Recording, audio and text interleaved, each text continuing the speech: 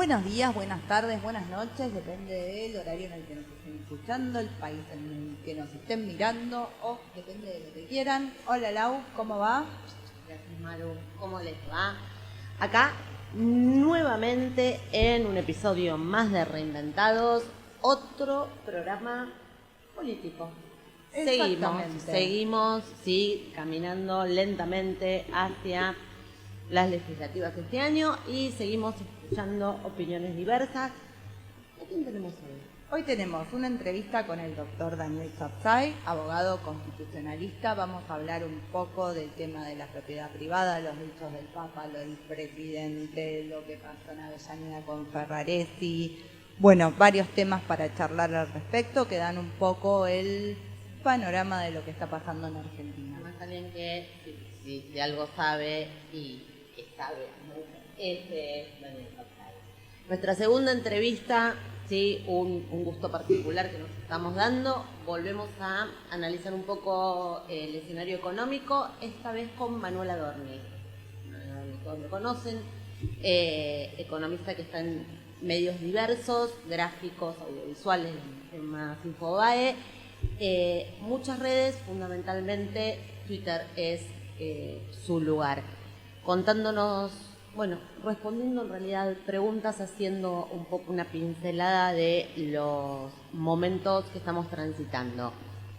Inauguramos un nuevo espacio, inauguramos una nueva sección en el programa. No se trata de una columna, es una nueva sección a la que someteremos desde hoy, de ahora en más, a todos nuestros invitados. ¿Sí? Cápsula del tiempo, se llama, es Argentina 2050, agarro el diario y nos tienen que leer 2 titulares.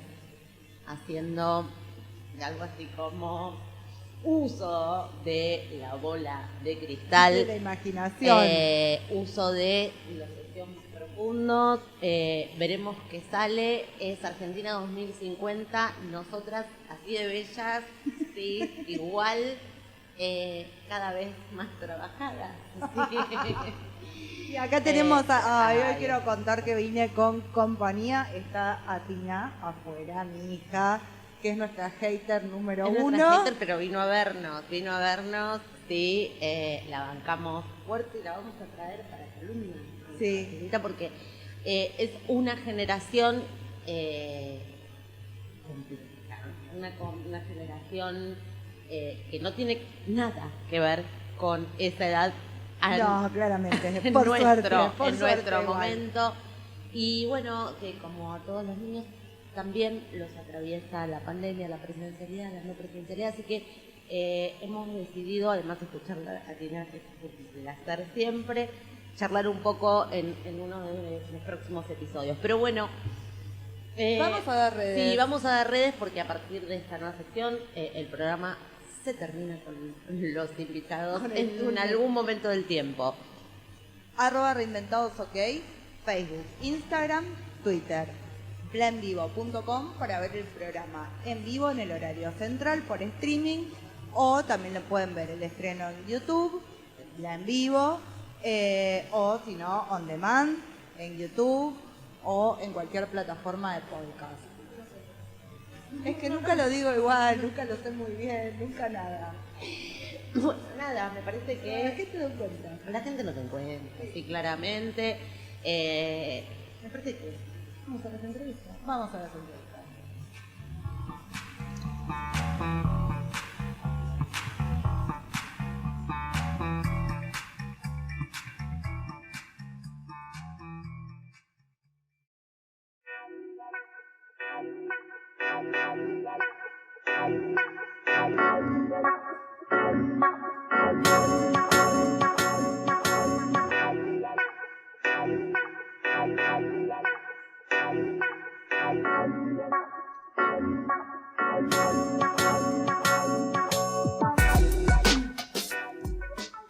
Estamos con el doctor Daniel Sapsay, abogado constitucionalista, profesor titular y director de la carrera de posgrado de Derecho Constitucional de la UBA, presidente de la Asociación Argentina de Derecho Constitucional, y si tengo que seguir con su CV, tenemos toda la entrevista contándolo porque es enorme, reconocido en todas partes del mundo.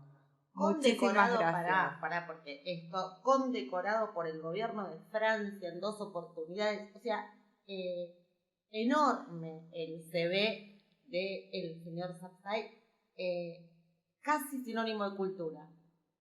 Gracias por aceptar la invitación. Al contrario, un gran placer. ¿Cómo están ustedes? Un honor que 2 personas jóvenes y preparadas como ustedes se interesen por lo que uno piensa. Ya arrancamos bien con lo de jóvenes. Muchas gracias. Ya está. Tenemos el día hecho. Lo queremos más que antes. Tenemos el día hecho. Ustedes no se consideran jóvenes, ¿qué me queda para mí? Bueno, Daniel, la verdad es que en esta oportunidad, más allá de que siempre es un gusto hablar con usted, esta semana, por estas semanas, hay un tema que está sobrevolando la agenda, tiene que ver con la propiedad privada. Este fin de semana ha salido un artículo suyo publicado en La Nación, pero digo, la propiedad privada desde diferentes ángulos. Desde el planteo del presidente, desde el Papa. Arranquemos por donde usted quiera. ¿Cómo no? Yo creo que el prólogo tiene que ser que todos los derechos humanos que contempla nuestra Constitución y los tratados internacionales tienen una virtualidad semejante. Es decir, con esto quiero aclarar que la posición del Papa en relación a que el derecho de propiedad sería un derecho secundario debe ser una interpretación de tipo teológico, porque no se compadece con el derecho internacional de los derechos humanos, ni tampoco con el derecho constitucional de las repúblicas modernas. El hecho de que pueda haber restricciones al ejercicio de determinados derechos en ciertas circunstancias, las que deben ser lo más limitadas posibles, de ninguna manera suponen que aquel derecho que en esas circunstancias pueda ser restringido es inferior o es secundario al otro. Esto creo que es el punto de partida, porque si no entendemos esto ya vamos mal. Para mí, en la apreciación del Papa, aparece una consideración que subalterniza el derecho de propiedad. Dice que pertenece al reino de Dios o algo por el estilo, o a los bienes universales. La frase, perdón, lo interrumpo, dijo exactamente, el derecho a la propiedad es un derecho natural pero secundario, derivado del derecho que tienen todos, nacido del destino universal de los bienes creados. Claro, esto del destino universal de los bienes creados, yo no sé qué es lo que él quiere decir, pero me suena a algo que tiene una razón de ser y un sentido profundamente religioso cristiano, católico, para ser más claro. Sí, de hecho se desprende básicamente de la hermenéutica cristiana. A ver. Claro, entonces no mezclemos lo que implica el derecho positivo de una sociedad, tanto a nivel tratados internacionales, el derecho internacional republicano, como el derecho interno, el derecho constitucional republicano, porque no son dos, ¿cómo puedo decir?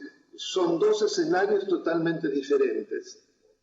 Lo que pasa que esto va en sintonía con dichos que tuvo el presidente, donde pone en jaque lo que él llama tierras ociosas, ¿sí?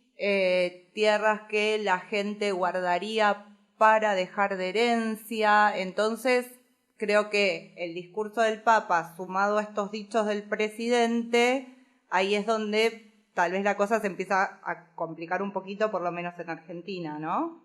Y coincido absolutamente, porque además todas esas suertes de especulaciones o digamos, de planteos han sido el pasaporte para las ocupaciones indebidas. No nos engañemos, recordemos, por ejemplo, entre las más sonadas, el episodio de Guernica, para solo citar uno, que además se suceden permanentemente en distintos lugares, y, por supuesto, lo que yo hablo en el artículo que usted ha citado, que es la tensión entre la propiedad comunitaria indígena y el derecho de propiedad de la Constitución Nacional, en donde se da de un modo colosal, pero además donde encontramos que de parte de la autoridad hay un acompañamiento en el incumplimiento de parte de aquellos que usurpan. Entonces, creo que hoy lo que se está desafiando es un orden constitucional republicano y los derechos fundamentales de las personas y la seguridad jurídica y la previsibilidad en un país democrático, que son las notas clave de un Estado de Derecho. A ver, desde la Iglesia, básicamente desde UCO, el profesor Pablo Blanco, que es titular de la Cátedra de la Doctrina Social, surgió la declaración esto de debemos dejar de ser autorreferenciales, ya no es el cardenal Bergoglio, es el Papa Francisco. No obstante, considerando el momento que atraviesa el mundo, más allá de lo que ocurre en Argentina, ¿no? Si ponemos la lupa, estas declaraciones son complejas a nivel mundial, más allá, ¿estamos de acuerdo? Estoy totalmente de acuerdo porque se compadecen con formas de gobierno no democráticas. Es decir, cuando nosotros observamos a nivel mundial en qué países se dan las confiscaciones, las supuestas ocupaciones en nombre del pueblo, y bueno, lo vamos a ver en Venezuela, lo vamos a ver en Nicaragua, y en otros países con regímenes similares, es decir, regímenes populistas de corte autoritario, por no decir de verdaderas autocracias. Entonces, claro que eso no es inocente y es muy peligroso. Ya en su momento el Papa también, creo que citando directamente los evangelios, dijo que la riqueza es el estiércol del diablo, considerando que riqueza en sí mismo es algo malo, es algo nefasto, es algo que identificó con el diablo, cuando en realidad la riqueza es una potencialidad que lleva al desarrollo de los pueblos. Y que por el otro lado, la forma de considerar como algo noble la pobreza es una manera de estancar la pobreza en una situación estática, cuando la pobreza es una tragedia. Hay que sacar a la gente de la pobreza, no considerar que es digno ser pobre, porque es una tragedia ser pobre. Entonces, juntar esos dos conceptos es muy importante discutirlos, porque de nuevo atraviesan el tema y confrontan en una concepción de democracia o de democracia republicana o de autocracia. Esto que decía de la pobreza, ¿no? Como la Iglesia Católica tiene la pobreza como virtud, el concepto cristiano de pobreza como virtud será de los pobres del reino de los cielos, y el populismo también tiene la pobreza como una virtud. Entonces, bueno, el peligro de esos caminos que se van juntando. Claro, que lo vemos además muy acentuado también como populismo en el peronismo, pero en el kirchnerismo se lo ve de manera muy fuerte, con un híbrido muy extraño entre algo progresista conjuntamente con lo que serían los derechos de todos, en donde también vemos el pasaporte hacia la ocupación ilegal como algo legítimo, y el esfuerzo, el sacrificio, la posibilidad de progresar a partir de la transpiración personal como algo que es malo, ¿no es cierto? Es todo por eso, es toda una concepción que uno va juntando las distintas piezas y que en el presidente ha sido característico desde que asumió, inclusive hablando de determinados dibujos animados como Bugs Bunny y demás, y demonizándolos como que era el pillo, no era el exitoso, sino que era el pillo que había logrado una situación superior por haber precisamente dañado a otros, ¿no? Entonces es toda una visión muy peligrosa que está ahí en pugna, ¿no es cierto? Ahora, estamos hablando concretamente de la propiedad privada porque, bueno, entre los dichos del presidente y el Papa y lo que ocurrió en principio en Avellaneda con Ferraresi, pero hay como un avance hacia distintos sitios, o por lo pronto una idea, las obras, el tema del avance sobre las prepagas, esto de unificar los sistemas de salud, bueno, está el tema de la hidrovía que tampoco está ahí también como sobrevolando. Esto del avance, en definitiva, ¿qué opinión le merece? Me merece una opinión que tiene que ver con lo que decíamos antes, porque precisamente de manera muy inteligente usted va escalando en todo lo que está sucediendo y vemos que hay un hilo conductor. el rol del Estado como algo insustituible y como el único agente para la riqueza de las personas y para asegurar equidad, lo cual es algo antiguo, es algo absolutamente superado. No negamos el rol del Estado, pero de ninguna manera de un modo monopólico, porque además donde se ha practicado este tipo de concepciones ha sido un fracaso. De ninguna manera ha implicado algo positivo. Ya dejemos de lado lo que podría decir, lo dice porque está atado al texto constitucional. No, lo digo por los resultados. Los resultados hablan por sí solos. ¿No es cierto? Fíjense ustedes cuando el presidente, que creo que está ligado también con esto, dijo que para él el capitalismo había fracasado frente a Putin, olvidándose que en realidad Rusia hoy practica una forma salvaje del peor capitalismo, así que no sé qué confusión tiene. Hoy no es el Putin de la KGB de la Unión Soviética, es un Putin desalmado que opera desde una visión de un capitalismo salvaje sin límite alguno que arrasa con los derechos. Pero de todas maneras él lo planteó. Ahora, en este momento que se empieza a salir de a poco de la pandemia, la OCDE ha hecho una suerte de cuadro conforme al modo como los países van o van a ir saliendo del estancamiento producto de la pandemia, y uno ve que aquellos que van más velozmente son los más capitalistas. Estados Unidos y la zona euro arriba de todo. Ya pronto van a estar prácticamente superando. Abajo, los países precisamente menos desarrollados, e inclusive China queda muy abajo en ese cuadro muy interesante de observar. Entonces, ¿de qué capitalismo fracasado estamos hablando? Esto no quiere decir que lo vamos a idealizar y que no tiene que haber límites para tratar de lograr equilibrios y de ninguna manera destruir y dejar al amparo a aquellos que no tienen posibilidades. No, tiene que darse una suerte de capitalismo social, que es la visión superadora. Pero si en cambio lo que estamos poniendo como contraposición de modelo es un modelo estatista que todo lo absorbe, y bueno, nos lleva a, por ejemplo, lo exitoso que ha sido Venezuela. Fíjese qué exitoso. ¿Por qué no van a vivir a Venezuela esa maravilla? Que tanto protegen además y que no denuncian y que además retiran la denuncia ante la Corte Internacional de Justicia, a pesar de la denuncia de Michelle Bachelet, como alta comisionada de Naciones Unidas en Derechos Humanos, insospechada de ser una persona reaccionaria, ¿no es cierto? Entonces, esto hay que desenmascararlo porque es muy peligroso. Cuando dices muy peligroso, me suena a preguntarlo de una manera que parece un eslogan, pero ¿usted cree que de verdad, o sea, está en peligro la democracia, la república como tal por este camino? ¿O que son pequeños fogonazos que después se apagan como nos ha pasado en otros momentos? Pero ¿sabe lo que pasa? Son fogonazos que ya tienen realizaciones en ciertas porciones de nuestro territorio.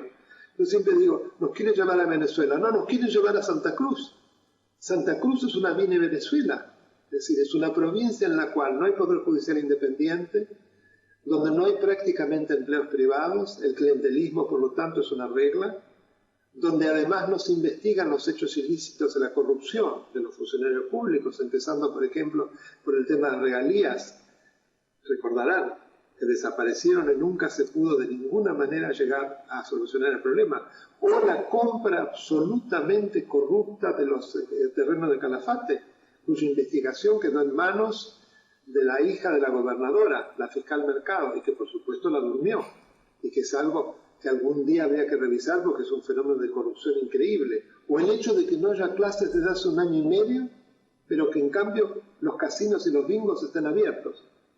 Habla de un modelo muy parecido a Venezuela finalmente. Entonces, tenemos ya porciones de territorio. Formosa, inclusive ya en el informe de Bachelet, denunciado como un lugar que le preocupa por la violación de derechos humanos. Formosa, donde el presidente dijo que el que para mí es un dictador suelo, porque no le da para más, pero dictador suelo al fin, Gilles Strand, era el gobernador ejemplar.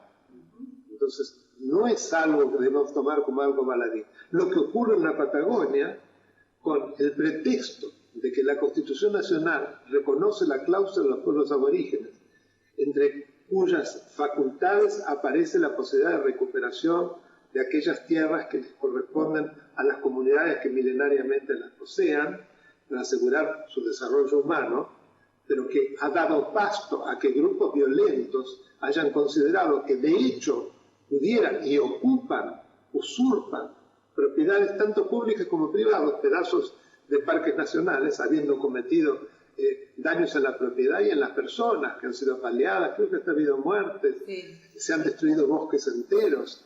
Entonces, y que frente a eso, la autoridad de aplicación, que es el INAI, el Instituto Nacional de Asuntos Indígenas, no solo no reaccione, sino que reaccione apañando estas usurpaciones a partir de un procedimiento amañado, en donde las partes que han sido usurpadas no tienen participación, porque ese es el secreto, inaudita parte. Bueno, es gravísimo. Es gravísimo porque está poniendo en cuestión todo el derecho republicano, constitucional, basado en el debido proceso y las garantías del derecho de propiedad. Es decir, está desconociendo la complementariedad que tienen los derechos, sino que unos se anulan en detrimento de otros. Bueno, ahora también esto de la abstención en esto de la condena en Nicaragua, ¿no? De esto de los presos políticos y el rol que tuvo Argentina. Digo, son como todas partes parecen de rompecabezas diferentes. Sin duda. Es decir, el haberse abstenido en el tema de Nicaragua es algo que inclusive destruye una tradición argentina en defensa de los derechos humanos, que ha sido una política internacional que ni se discutió, y que resulta que aparecemos apañando un régimen que apresa a todos los contendientes de los Ortega en las próximas elecciones. Es algo que lo acerca a Somoza, que supuestamente el movimiento sandinista lo que venía a terminar con Somoza, e impuso algo que por lo menos es igual, en una suerte de diarquía extraña entre él y su mujer, Rosario, la que la llama la Chayo. Bueno, saben de quién hablo. Sí, a mí tampoco me sale el nombre, pero sí, ya Rosario es el nombre, le dicen la Chayo.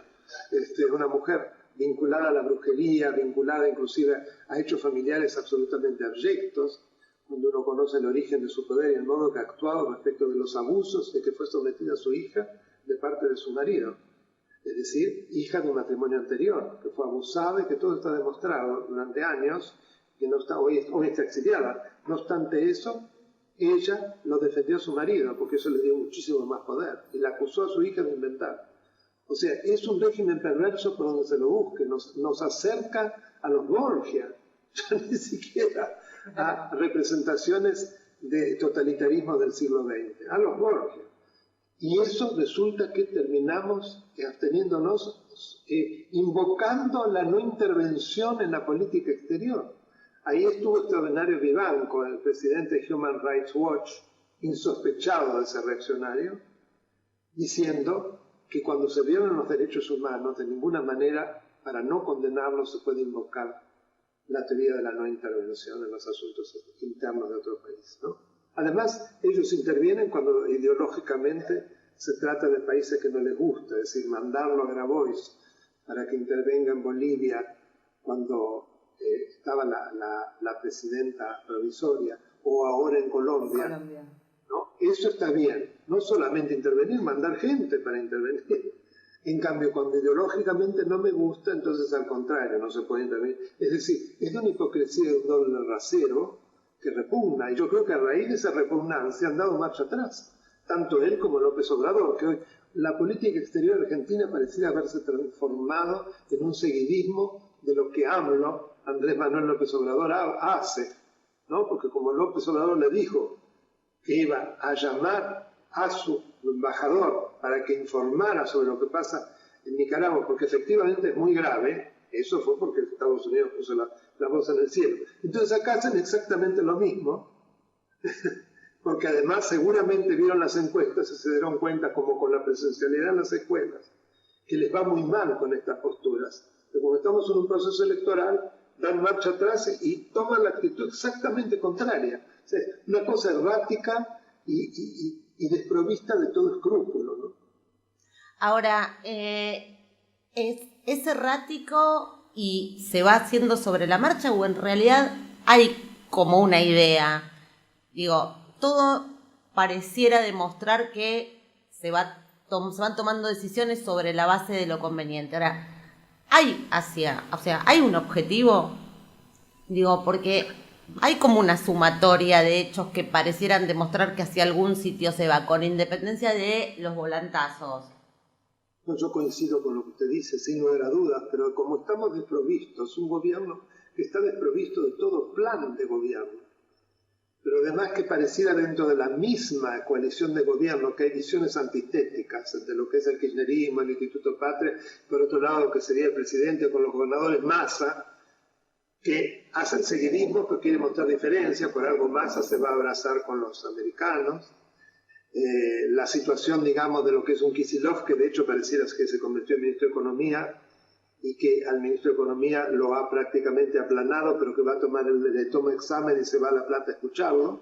Es un gobernador, no es el presidente, pero en los hechos actúa como presidente. El presidente, en cambio, no ejerce el poder, eso creo que está más claro, imposible. Entonces, ante esa situación absolutamente anómala, y también contrario a lo que la Constitución dice, porque la Constitución habla de que el Poder Ejecutivo es ejercido por un ciudadano con el título de presidente de la Nación Argentina.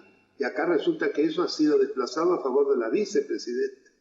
Entonces, el tiempo que digo es un vicepresidencialismo, una mutación de régimen. Pero de facto, porque la Constitución no dice eso. Entonces, ante toda esta situación tan absolutamente anómala, se presta para todos los volantazos y sobre todo para la total imprevisibilidad. Bien, bueno, usted fue uno de los que más habló sobre la inconstitucionalidad de todos los DNU, de confinamiento, etcétera, y ahora esta semana vuelve a discutirse en diputados el tema de la ley de emergencia COVID. ¿Qué opinión le merece? Bueno, la ley de emergencia COVID en realidad es una superdelegación de poderes que está prohibida por la Constitución. La Constitución, cuando se reforma en el 94, el artículo 76 incorpora el tema de la delegación legislativa, como principio general la prohíbe. Solamente la acepta en materias determinadas de administración o de emergencia pública por un plazo determinado y dentro de los márgenes de lo que determina una ley marco. Bueno, el problema es que no se dan ninguno de esos límites. Entonces es una delegación que está condenada por el artículo 29 de la Constitución, que le prohíbe al Congreso Nacional o a las legislaturas de provincia delegar en el presidente o en los gobernadores de provincia la suma del poder público o facultades extraordinarias. Inclusive dice que quienes incurren en esos hechos serán pasibles del delito de traición a la patria, de infames traidores a la patria, ¿no? Entonces, el problema es ese, porque ellos lo plantean como que, bueno, si no puedo por DNU, porque dicen que no se puede, entonces lo vamos a hacer por una ley. Sí, pero tiene que ser una ley constitucional, no una ley que te transfiera todo el poder, porque la Constitución tampoco lo permite. Por una solución muy sencilla. Uno de los elementos más importantes del Estado de Derecho es la separación de poderes. Si se destruye la separación de poderes, que tiene como gran objetivo el control recíproco, ya no hay más república. Y con esa ley se destruye la república. Bueno, Ahí y vamos, a esto le ahí. sumo reforma de la ley del Ministerio Público Fiscal, y me termina de contestar la pregunta que le hice hace un rato. Nos lleva absolutamente a, si se quiere, lo que podríamos decir, la consumación de un modelo no republicano o antirrepublicano. ¿Por qué? Porque el Procurador General de la Nación, un Ministerio Público, es un funcionario que también en la reforma del 94, es el artículo 120, para que los quieran ver, tiene como función fundamental la protección de nuestros derechos y el bien general de la sociedad desde una independencia, autarquía y autonomía funcional frente a los poderes políticos. ¿Qué ocurre? Si a través de la ley que lo reglamenta yo establezco que puede ser designado por una mayoría calificada de mayoría absoluta de miembros del Senado, lo transformo en dependiente del Poder Ejecutivo, porque esa mayoría es fácilmente alcanzable, modificando los 2/3 que se exigen en la actualidad. que se compadece con lo que dice el artículo 120 porque exige que el nombramiento sea acordado por una cantidad de voluntades, en este caso de las dos coaliciones mayoritarias. Bien. Entonces, esto es un capricho que consuma el modelo de un sistema autoritario.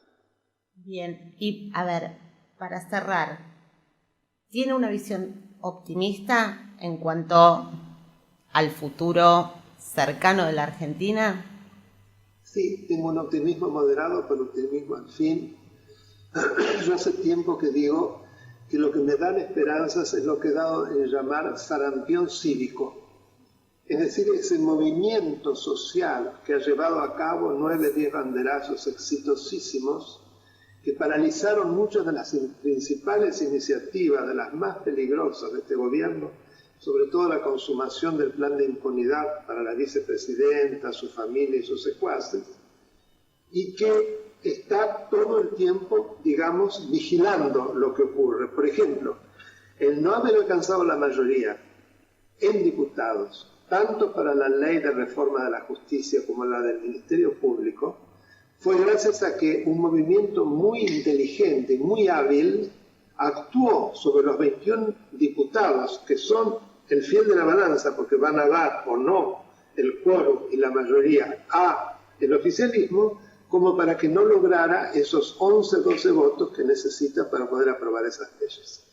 Entonces, eso me da mucha esperanza y creo que se va a materializar en las próximas elecciones, en las cuales estoy convencido que se van a dar los controles y que por lo tanto, por lo menos se va a transformar el equilibrio actual, pero creo que inclusive la oposición podría crecer en senadores y en diputados. Un placer escucharlo. Hay que escucharlo, hay que suscribirse al canal, ¿sí?, del doctor Daniel Sapsay. Cuando la gente dice que es casi sinónimo de cultura, no se equivoca. Ha sido un placer enorme escucharlo, Daniel. Placer para mí también, y desde ya los espero en el canal de YouTube, Daniel Alberto Sapsay en YouTube. Lo estuvimos poniendo abajo. Estamos suscriptas. Estamos suscriptas. Ustedes saben que ya son cerca de 52.000 suscriptores. Es increíble, sí, y nosotras dos estamos dentro de ese número. Qué honor, me alegra mucho, muchas gracias. Gracias a usted. Muchas gracias. Buenas tardes.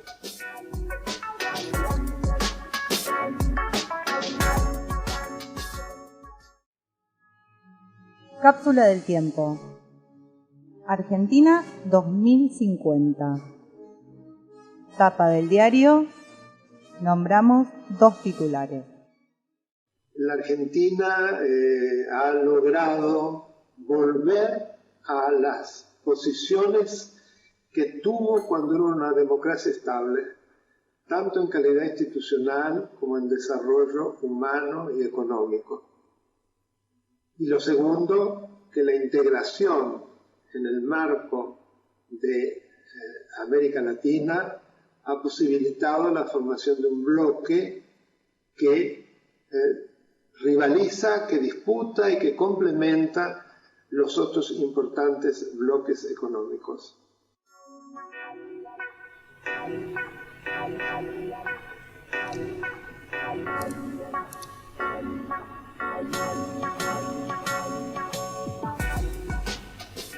Y acá estamos con nuestro invitado hoy, con el señor Manuel Adorni, economista, contador, es profe universitario y consultor, y desde hace más de 5 años ya una figura pública que nos cuenta a diario prácticamente la realidad económica y política desde diversos medios. Está haciendo radio en Rivadavia con Babi Echecopar, con Eduardo Feynman. Está en La Nación Más, escribe en Infobae, bueno, y una presencia increíble en Twitter. Hola Manuel, gracias por aceptar la invitación. Hola, no, por favor, gracias a ustedes por invitarme y gracias por la introducción. Bueno, a ver, si hay algo que te caracteriza es describir muy bien la realidad, ¿sí? Nos hacemos un pantallazo de la foto de Argentina hoy. Bueno, foto de Argentina, a ver, en números, sencillo, la mitad de Argentina es pobre, tenés 3 de cada 4 chicos que no comen todos los días, tenés 5 millones de personas que no comen todos los días, tenés escuelas prácticamente cerradas o sin educación desde hace 1 año y medio, y tenés un futuro complicado porque nadie te dice hacia dónde vamos. Entonces lo único que uno hace para saber hacia dónde vamos es intentar leer el presente.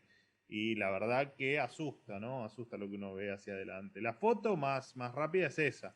Después, por supuesto, en cada tema hay cuestiones para analizar, pero la foto hoy es bastante triste. Y de hecho, mira, siempre digo lo mismo, pero yo tengo un recuerdo del 2001 que era las calles, en algún momento, antes del estallido, las calles vacías de la recesión que había. Después vino el estallido y después vino lo que en ese momento no se podía creer que era la salida de la convertibilidad, ¿no? El perder es el famoso 1-1. Y cuando uno transitó de chico, eso como fue mi caso, no muy chico, pero sí chico, pensaste que nunca ibas a vivir otro momento así en la República Argentina, que ese era el piso que te iba a tocar vivir en tu vida. Bueno, 20 años después, apenas 2 décadas después, te das cuenta que el piso estaba todavía mucho más abajo, ¿no? Entonces ahora ya no quiero repetir si este es el piso, espero que lo sea y espero que a partir de ahora las cosas anden mejor, pero la verdad es que la foto es bastante deprimente. Vos trajiste el 2001, tenemos la misma edad, o sea, más o menos no éramos tan chicos, pero esas fotos que vos estás diciendo creo que son las mismas que nos acordamos todos. Podemos comparar, estamos peor que en el 2001, sí, claramente. Bueno, a ver, puede haber algún índice que esté peor en el 2001-2002 que hoy. No sé, la pobreza era del 57% y tenés una pobreza del 46%. Lo que pasa que hoy son distintas pobrezas también, ¿no? Hoy estamos en una Argentina miserable. Hoy ves colas de gente haciendo fila para en los basureros revolver la basura y tratar de encontrar algo para comer. Esa imagen yo sinceramente no la recuerdo del 2001, recuerdo otro montón de imágenes terribles, ¿no? No digo que haya sido la panacea, pero está claro que más allá de algún índice, hoy la perspectiva hacia adelante es mucho peor que la del 2001. Vos el 2001, está bien, con el diario de ayer es fácil decirlo, pero vos en el 2001 por delante, bueno, todavía tenías margen para endeudarte, para devaluar, para hacer un montón de cosas que aumentar impuestos, aumentar el gasto, bueno, en definitiva todo lo que se hizo en los primeros años del kirchnerismo, que después se radicalizó y terminó en este desastre. Pero lo cierto es que las perspectivas eran diferentes. Hoy cuando ves las alternativas que tenés, vos decís, bueno, tengo empresas que se van, no tengo moneda, no tengo empresas que se crean, sino que por el contrario se destruyen, tengo la desocupación en alza, tengo un Estado que no lo puedo agrandar más, impuestos por donde quieras mirar, con la cantidad de impuestos también la presión impositiva, y aparte tenés el triple de inseguridad, ya te digo, tema que toque, sea económico, sea social y hasta cultural, me parece que estamos mucho peor posicionados, más allá de comparar índice versus índice, o año contra año, es lo que viene, ¿no? Lo que viene me parece a mí, en mi humildísima opinión, es mucho más desolador que en aquel momento. Pero pueden ser sensaciones también, ¿no? Y los ciclos de la economía, pensando que después de la depresión viene, en algún momento llega el crecimiento, esta vez se está dilatando, y esto que decís, mejor no digamos esto es lo peor que estamos, porque siempre parece que podemos ir más abajo aún, ¿no? Claro, lo que pasa es que vos tenés para ese crecimiento que vos hablás, tenés que básicamente tener, como para resumir el tema, 2 patas, ¿no? Una pata que es la educativa, necesitas una persona capacitada y aparte necesitas a alguien que le quiera dar a esa persona un capital para que lo use y lo trabaje, ¿no? O sea, necesitas el martillo y el tipo que se puso el martillo. Acá el problema es que no tenés ninguna de las dos cosas, ¿no? Hace 15 o 20 años que el nivel educativo es cada vez peor.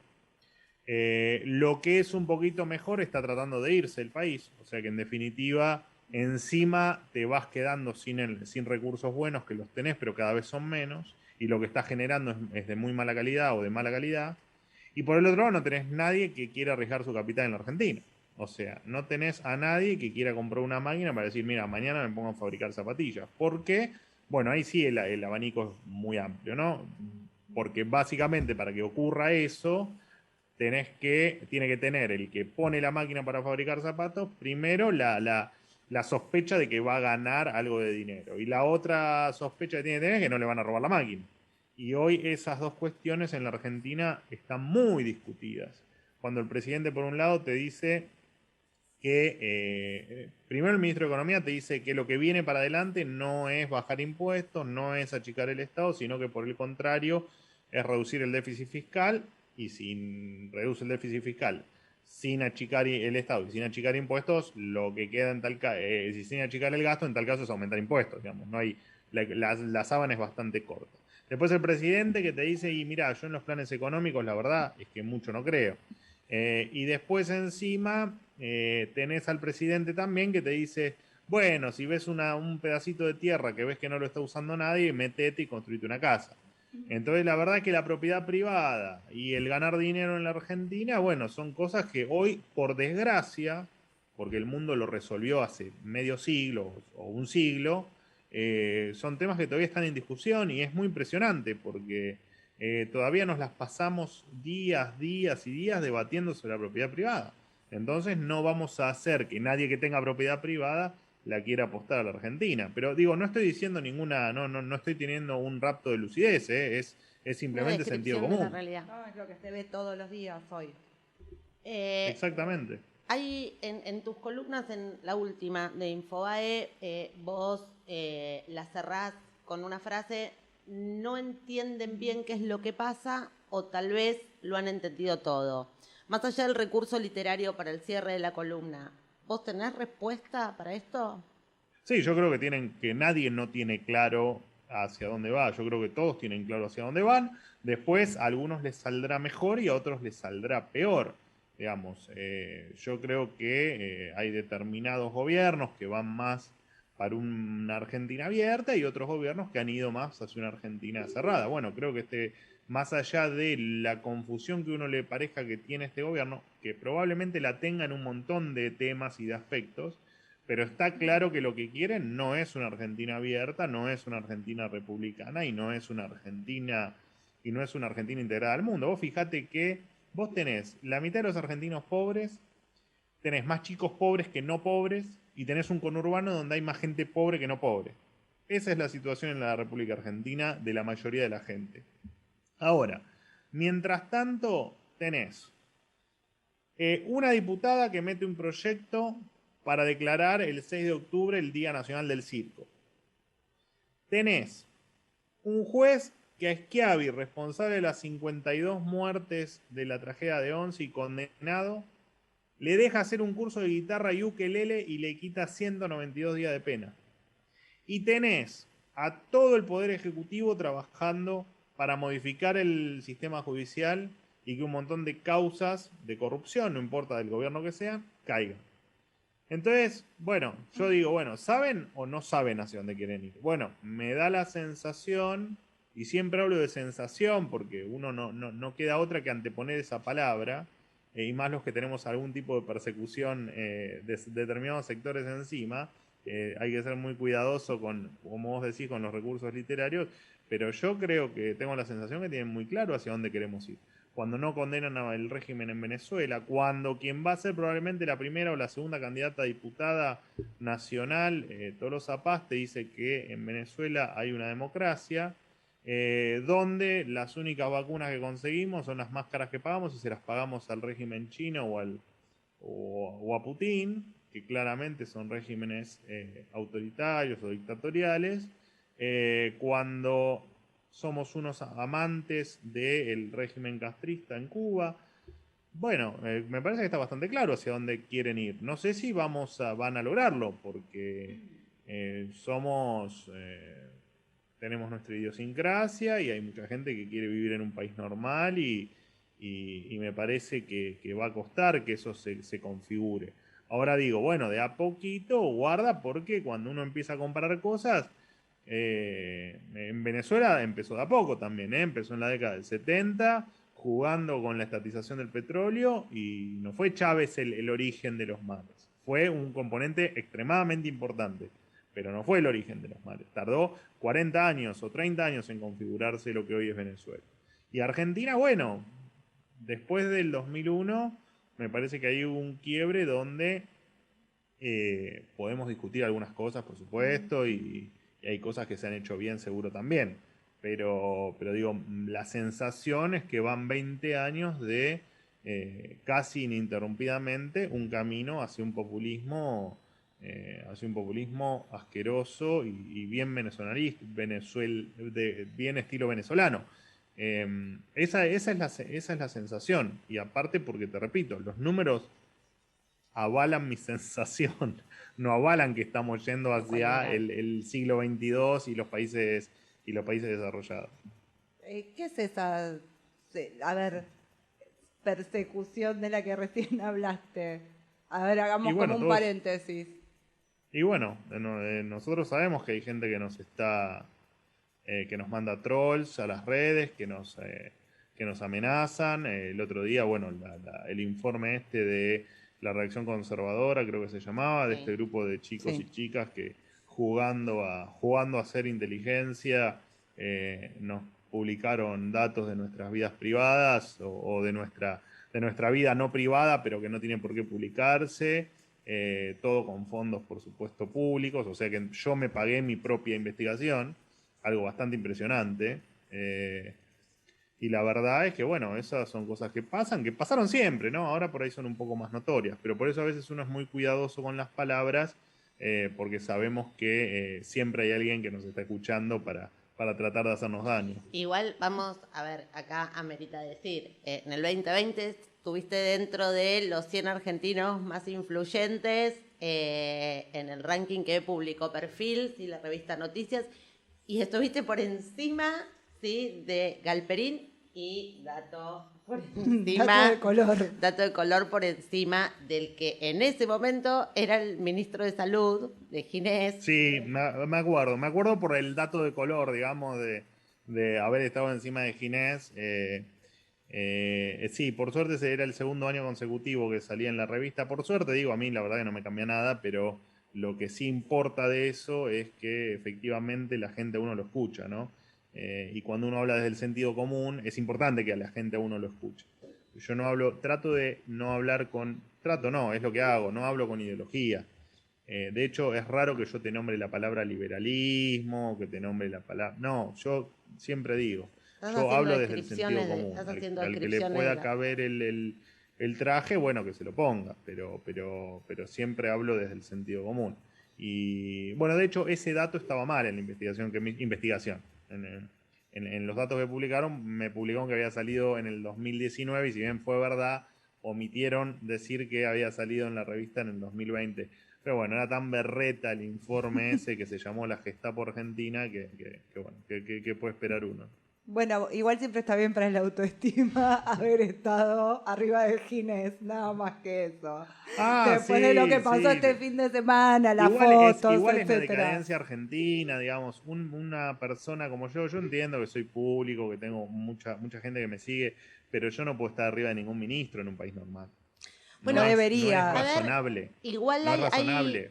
Hay un tema con los economistas, ¿no? En Argentina. Digo, hay como todo un fenómeno, y ahora después, para el final vamos a hablar un poco de tu perfil concretamente, pero a ver, Manuel Adorni en Nueva York, ¿sí? En Estados Unidos, pensando en una economía así, ¿tendría el lugar que tiene acá en este país vos e inclusive un montón de... porque la relevancia es el sentido común, y en otros países hay sentido común. Mira, tengo una imagen estando en Nueva York, ya que lo nombrás, yéndome a tomar el subte y veo adelante mío una chica que salta el molinete y digo, la verdad que sería medio ridícula la casualidad, pero esta tiene que ser argentina. Y efectivamente, después paso yo en el molinete y me acerco un poco y me doy cuenta por cómo lo va que efectivamente era argentina. Entonces hay cosas que son muy particulares del argentino, digamos, y a nadie se le ocurriría, debe haber gente, pero digo, en general, en otros países vos no te salteás los molinetes, primero porque no corresponde, y después porque tenés plata para pagar el pasaje.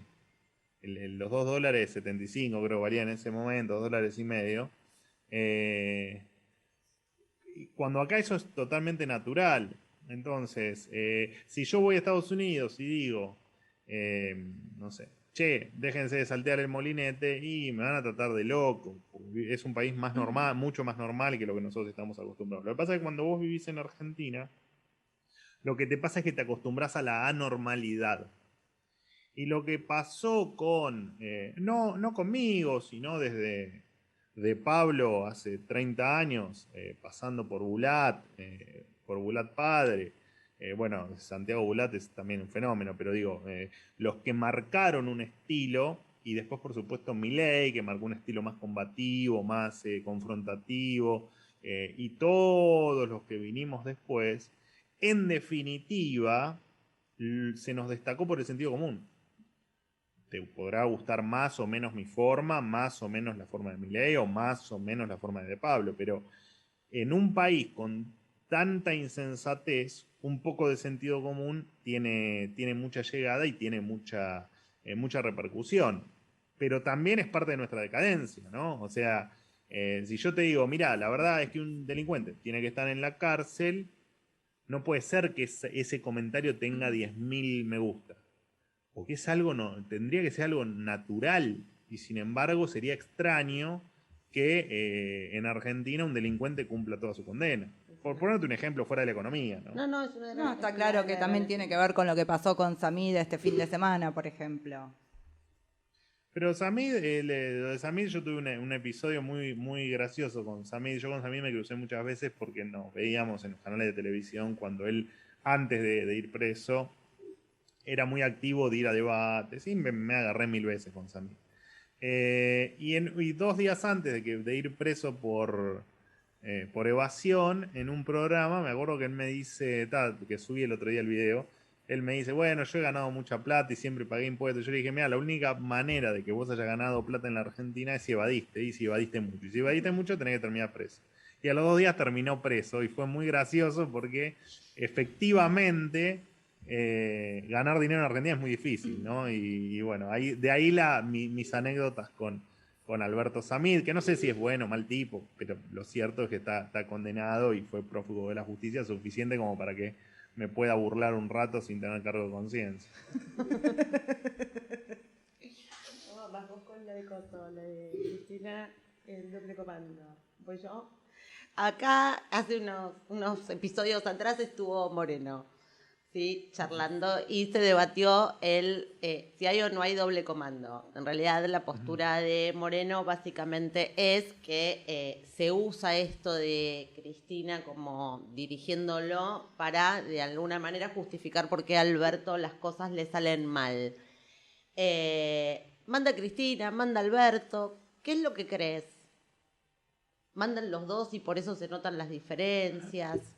Mira, yo hasta que asumió Alberto Fernández siempre creí que mandaba el presidente de la Nación. De hecho, fui de los que siempre dije, bueno, cuando asuma Alberto Fernández, desde lo político la iba a pulverizar a Cristina.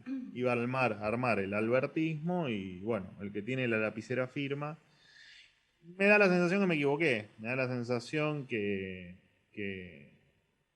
hoy quien mantiene la fuente de poder es Cristina. Nosotros sabemos, porque por supuesto por los medios tenemos información por ahí un poco más sofisticada. Que el resto de los mortales. Y sabemos que, bueno, que ella no tiene los mejores tratos para con él, ni que lo vuelve loco, y sabemos que en definitiva, bueno, ella tiene una gran injerencia en todo esto.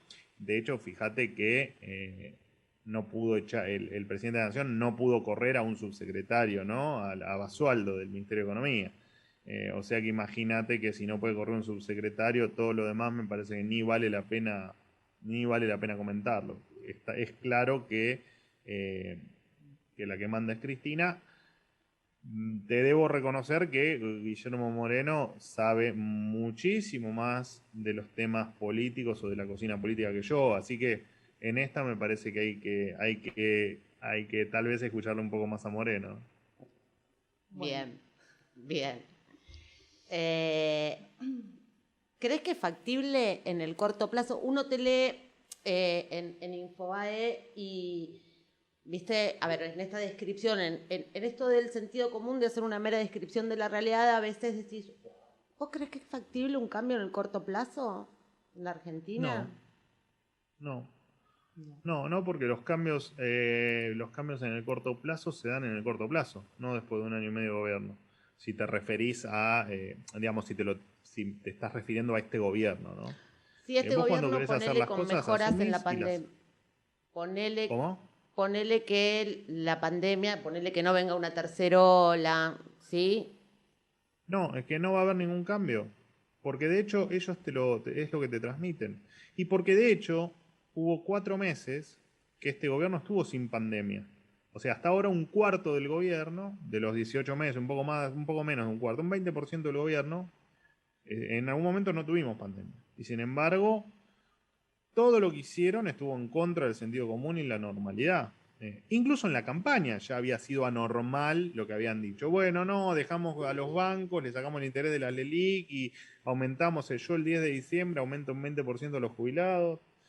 Acá me parece que la pandemia lo que hizo fue adelantar la catástrofe argentina, ¿no?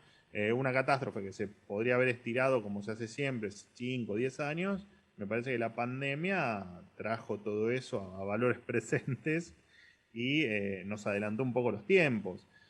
Yo no creo que este gobierno esté decidido a hacer nada. Ahora vos me decís, bueno, a ver, vienen las elecciones en septiembre o en noviembre, veremos si se respeta el modificado calendario electoral. Vamos a suponer que en septiembre no pase nada, pero que en noviembre, que haya que esperar hasta noviembre para una definición política. Ahora, bueno, ¿y ahí qué va a pasar? Vos decís, bueno, si le va muy mal al gobierno en las elecciones, van a tener que pegar un volantazo y empezar a hacer las cosas distintas. Bueno, no lo sé. No lo sé. Por ahí, guarda porque se te radicalizan, como le pasó a Chávez en su momento, ¿no? Chávez era simpático hasta que empezó a darse cuenta que cada vez más gente estaba en contra. Ahora, y si ganan y encima por una diferencia que les haga mirar el 2023 como ganadores 2 años antes, y bueno, por ahí también se radicalizan. Así que yo no, en el corto plazo no puedo esperar nada, no. Y aparte porque todavía esta tranquilidad cambiaria, esta tranquilidad para lo que emitieron y para el desaguisado que tienen, esta inflación que parece que está adormecida en 3 puntos y medio, bueno, todo esto se va a pagar. ¿Cuándo? Bueno, no lo sabemos, pero en principio no va a pasar mucho más de un año para que esto se empiece a pagar mucho más de lo que ya lo estamos pagando, ¿no? Porque uno dice, bueno, lo van a empezar a pagar, bueno, pero ya lo estamos pagando entre la pobreza y la desocupación. Bueno, no, pero pará porque mirá que esto hay todavía mucha tela por cortar, como para observar en el futuro cuáles son las consecuencias de todo lo que hicimos mal. Así que la verdad que a tu pregunta la respuesta es no creo que pase nada. Veremos si las elecciones hacen algún cambio como para que esto pueda empezar a virar. Y bueno, están pasando cosas raras, ¿no? Uno transita el conurbano y ve cosas o hambre o miserias que antes no veía. Empezás a ver violencia que antes no veías o que veías en menor cuantía. Empezás a ver tomas de tierras en lugares donde antes no había. Empiezan a pasar cosas que hay que prestarles mucha atención, ¿no? Bien, tranquilidad cambiaria, obviamente nos referimos al blue, que igual esta semana empezó a subir. ¿Crees que esa tendencia va a seguir en aumento? Con respecto a qué exactamente, que te escuché entrecortado. Ay, perdón, al dólar blue, por ejemplo. Hablaste de tranquilidad cambiaria. Mirá, Bueno, esta semana vos entraste a la cuarentena en marzo de 2020 con un dólar blue en 80 pesos, 84 pesos. Sí. Saliste de la cuarentena el año pasado con un dólar a 165, que es más o menos lo que vale hoy el dólar.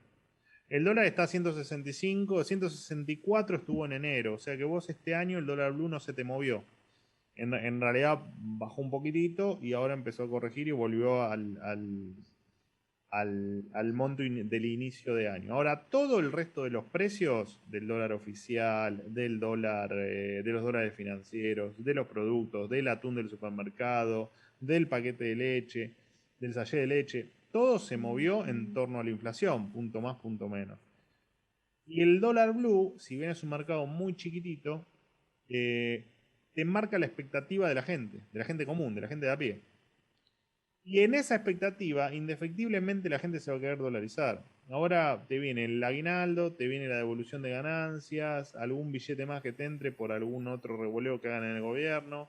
Es probable que tengas una presión sobre el dólar blue. Ahora, es un mercado tan chiquitito que uno puede prever o puede analizar cuál debería ser la tendencia, pero la verdad es que nadie te puede hablar de cuánto va a estar el dólar en el futuro. Digamos, el que te dice eso te está mintiendo.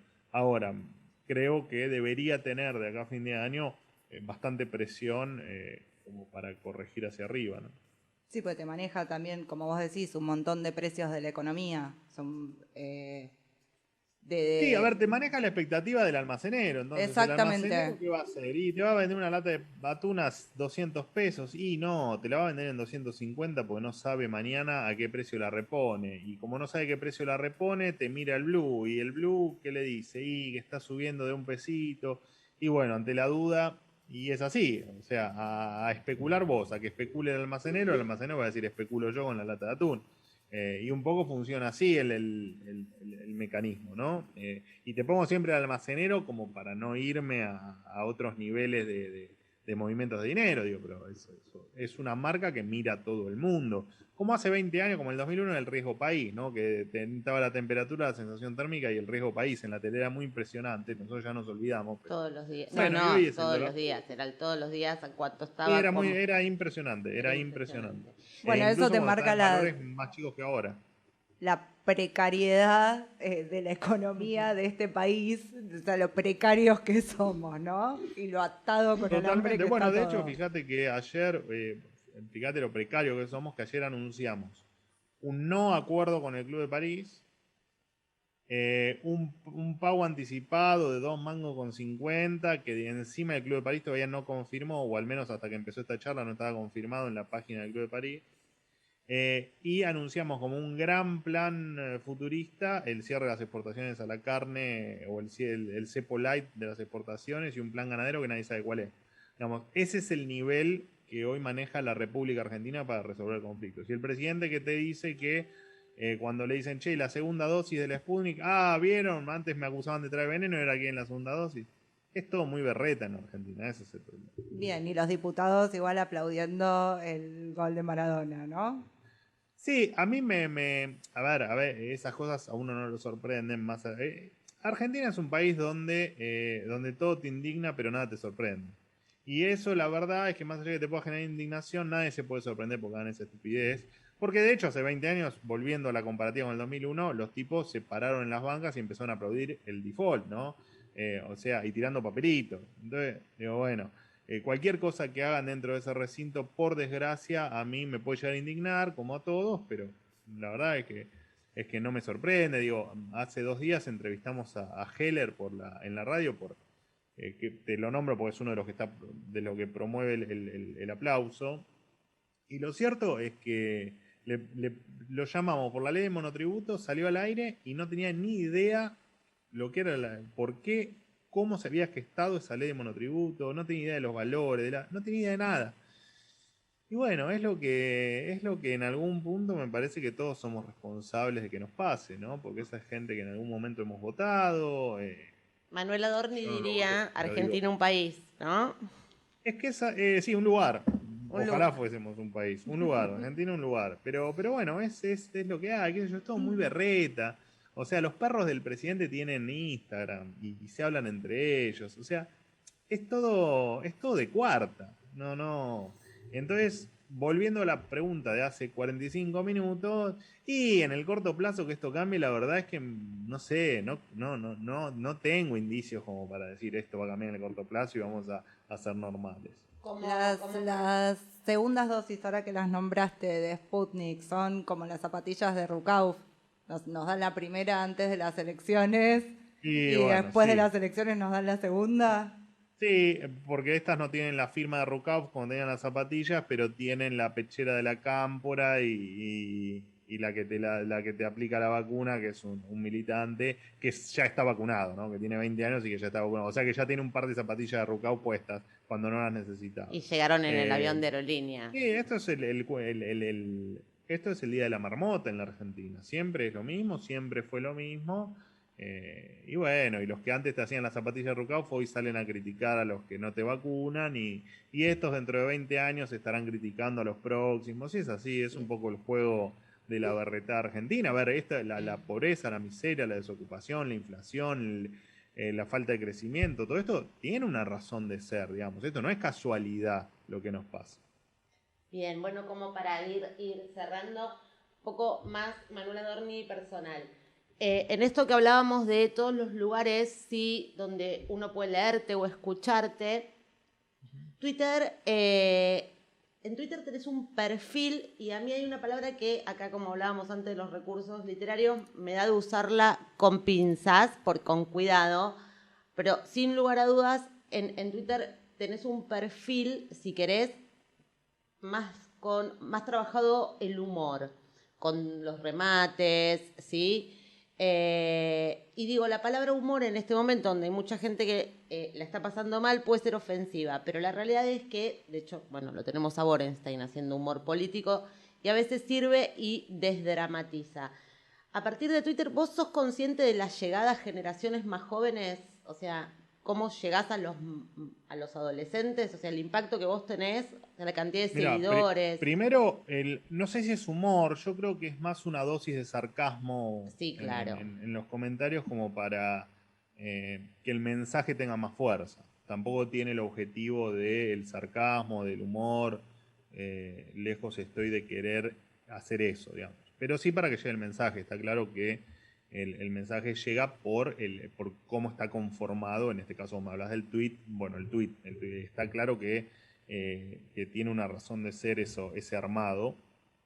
Que lo hago natural, no es que ni lo pienso ni nada. No, pero ya es tu sello, claramente ya es tu sello. Sí, soy muy cuidadoso con la gramática y con las faltas de ortografía y con la redacción, porque yo soy un histérico de que las cosas sean prolijas, pero no por otra cosa. De hecho, hay tweets que por ahí tienen 2000 me gusta y que tienen un error en una que no sé, me salió mal, el corrector me jugó una mala pasada y me transformó una palabra y lo borro y lo vuelvo a hacer y no me importa perder los likes y eso. Pero bueno, sí, lo cierto es que hay una dosis de sarcasmo que es la que siento yo. Tampoco hay nada sobreactuado, es la que siento yo. Y con respecto a la llegada, bueno, sí, uno nunca entiende bien cuál es la llegada que uno tiene. Esa es la verdad. Es un poco como pasa en la radio, ¿viste? Vos hablás con un micrófono y del otro lado no sabés si hay una persona, nadie o 1 millón de personas. Acá es un poco más palpable porque vos tenés la reacción con los likes, no solo en Twitter, ¿no? En el resto de las redes, tenés la reacción con los likes, con los retweets, pero así todo no entendés bien cuál es la llegada. Pero bueno, después en algunos eventos o en la misma calle. Bueno, venden tus tazas en Mercado Libre. En los rankings de las revistas, digamos, mismo me nombró una universidad de Estados Unidos hace poco. O sea, ahí te vas dando cuenta que efectivamente te lee, no es que te siguen, te lee más gente de la que vos pensás. No, hay gente joven. De hecho, venden esto que te decía, hay tazas, mis alumnos, si me escuchan, saben que no es así, pero es merchandising de Manuela Dorni en Mercado Libre. Sí, lo vi el otro día. Sí, Venden tazas con tu cara, es una genialidad. Me causa mucha gracia que alguien pretenda tomarse un café con mi cara, la verdad. Es que me parece es una terrible, genialidad. Digamos. Escucha, para cuando... Y que vos no estés cobrando por eso. Que vos no estés, claro. Sí, no, eso me encanta porque hay muchas... Yo sé que hay algunos, pues me han mandado alguna de regalo, no sé quién es, pero me han mandado alguna de regalo. Bueno, el que pueda realmente rebuscársela trabajando y haciendo un producido de sus ideas y de su esfuerzo, a mí me parece fantástico y me parece que está muy bien que lo hagan conmigo o con cualquier otro.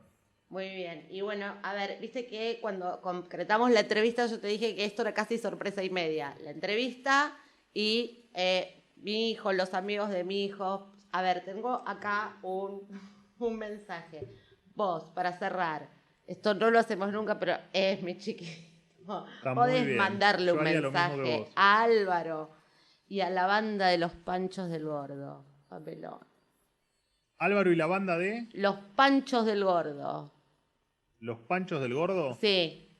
Bueno, Álvaro y los Panchos del Gordo, nada, un abrazo gigante, gracias por, entiendo que están siempre del otro lado, no los veo, pero están siempre del otro lado, siempre siguiendo y siempre empujando, y lo que digo yo siempre, porque lo siento así, es, miren que en este caso tuve la suerte en algún momento que alguien me puso un micrófono adelante, y también tuve la suerte que del otro lado alguien le dio repercusión, pero yo en algún momento no voy a estar más, y en esto que es el sentido común o la lucha porque este país se vuelva que vuelva a tener sentido común, los imprescindibles son ustedes, es tu banda de los Panchos del Gordo y cada uno de los que está del otro lado, ¿no? Nosotros somos simplemente fugaces en esta batalla, pero los que realmente importan son claramente ustedes, así que un abrazo enorme y gracias por seguirme y por el aliento que siempre me dan en este camino que es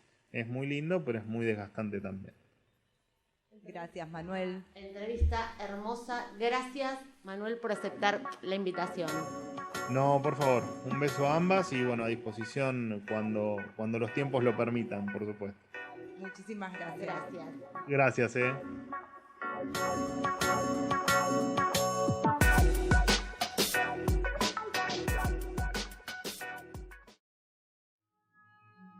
Cápsula del tiempo. Argentina 2050. Tapa del diario. Nombramos 2 titulares. Qué difícil. A ver, un título. Espero primero que sea un diario de Argentina y que no sea que esté leyendo el diario de otro lado, y que en tal caso me lo alcancen mis hijos o mis nietos y que te repito, que sea un diario de Argentina. Y ojalá que lea, por supuesto, titulares de una Argentina distinta y no de una villa miseria. No quiero leer más datos de pobreza, no quiero leer más datos de inflación, no quiero leer más datos de desocupación. Quiero leer otra cosa. Quiero leer un diario de un país que crece y que ha salido y que habla en tal caso en sus ediciones de domingo, que recuerde cuando fuimos a una villa miseria y cómo salimos de ahí.